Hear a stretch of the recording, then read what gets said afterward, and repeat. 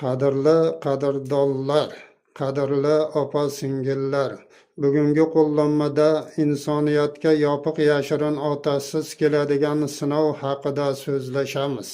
Sinovning bu turi o'z nomi bilan yopiq yashirin bo'lgani bois, bu sinovdan inson o'zi bilmagan holda o'tib boradi.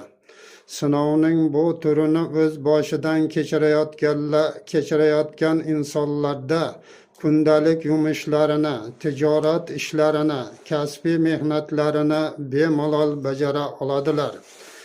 Lekin ularga ham o'ziga xos bashoratlar beradi. Bular haqida keyinroq so'zlashamiz.